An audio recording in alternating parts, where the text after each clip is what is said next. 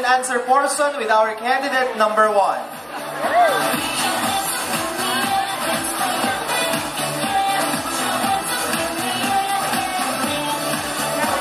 Okay, candidate number 1, how are you feeling tonight? Good. Feel good. Ah, she's feeling good. She's feeling good. She's feeling great. Meron ka bang kasama ngayon na gusto mong batiin o pasalamatan? Parents ko po. Dahil sila po ang nagbibigay ng lakas ng loob sa akin at magkaroon ng isang tibay at lakas bilang isang member ng Miss Sabang. Okay. So, candidate number 1, pumili ka na ng iyong katanungan. Pwede niyong sagutin ang katanungan in English or in Filipino. So okay. So candidate number 1, this is... Okay. So, ikaw naman candidate number 5. Sino ang gusto mong pasalamatan or batiin ngayong gabi? Ang mga kaklase ko po na nandyan para sumuporta sa akin at ang mga kaibigan ko, lalo na po ang pamilya ko. Okay, thank you very much. Talagang full support. Nasaan ang mga supporters ni candidate number 5? Alright. Wow, talagang may pagpalit pa. Okay, pag hindi kayo nag-ingay, okay. Kayo. Candidate number 5, pili ka na ng iyong katanungan. Ayaw niya sa akin. Okay. Okay, candidate number 5, here's your question. Ikaw ay isang lehitimong taga-Barangay Sabang at ang Sabang ay bahagi ng bayan ng Puerto Galera na nakakuha ng award na one of the most beautiful bays in the world. Anong mga alagang dahilan at ang titulong ito ay ating natamo? Again, ikaw ay isang lehitimong taga-Barangay Sabang at ang Sabang ay bahagi ng bayan ng Puerto Galera na nakakuha ng award na one of the most beautiful bays in the world. Anong mga halagang dahilan at ang titulong ito ay ating natamo? Sa akin pong palagay, bilang isang lehitimong taga-Barangay Sabang, na bayan ng Puerto Galera, ito po ay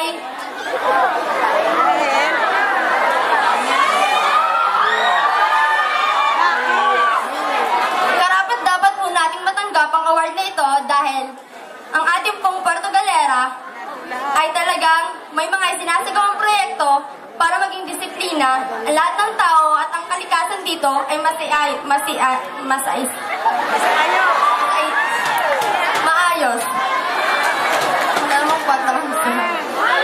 Okay, thank you very much, candidate number 5. Once again po, huwag po natin sigawan ang ating mga candidates habang sila po ay sumasagot. Now, let us welcome our candidate number 6. Hello, candidate number 6. Ay po. So kanina, sa rehearsal, kinakausap ko si candidate number 6 and according to her, this is her first time. Yes, this is my first time. This is your first time. So ano ang pakiramdam ngayong may experience ka na sumali sa pageant? Dalawa lang po. Nag-aagaw po sa akin yung kabado at syempre po na-excite dahil gusto ko po maranasan yung ganitong klaseng pag-emote. Wow, pag-emote. Okay, so motivated. alam mo, candidate number 6, maganda ka naman. Dapat karirin mo na ang pageant. Para emotera ka na rin. Okay. So, candidate number 6, you may now choose. Unfortunately, you don't have choice. Meron pa rin pala. Marami pa pala. Okay. So, this is your question, candidate number 6. Ikaw ay isang kabataang babae na maihahalin tulad sa isang maganda at mabangong bulaklak. Sa anong bulaklak mo ihahalin tulad ang iyong sarili at bakit? First of all, a pleasant evening to all of us. Napakaganda po ng inyong katanungan. Salamat po. Kung ako ay isang babae na ihahalin tulad sa isang bulaklak na mabangot mahalimuyak, ano ito? Ihahalin tulad ko po ang aking sarili sa sampagita. Bakit? Sapagkat ang sampagita ay ang pambansang bulaklak ng mga Pilipino. Ang pambansang bulaklak ng Pilipinas. Ang Ang bulaklak na ito ay sumisimbolo ng kalinisan, respeto. At syempre po, kaya ito ang pinili ko dahil alam ko na meron akong disiplina sa aking sarili. At ngayon po, aking mga kababayan, gusto ko pong sabihin sa inyo, magkaisa po tayo para sa isang layunin. Yun lamang po at maraming salamat.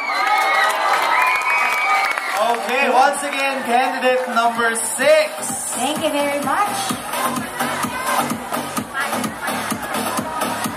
There you have it, ladies and gentlemen, our 6 lovely candidates in the quest.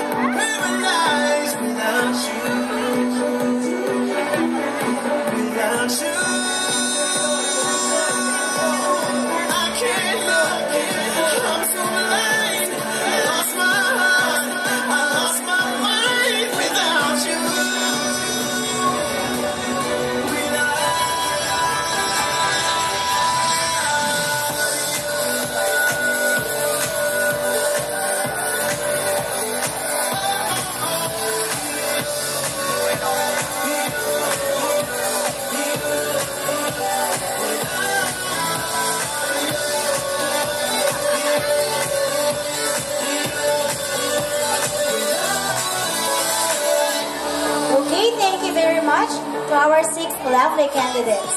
And alam niyo po mga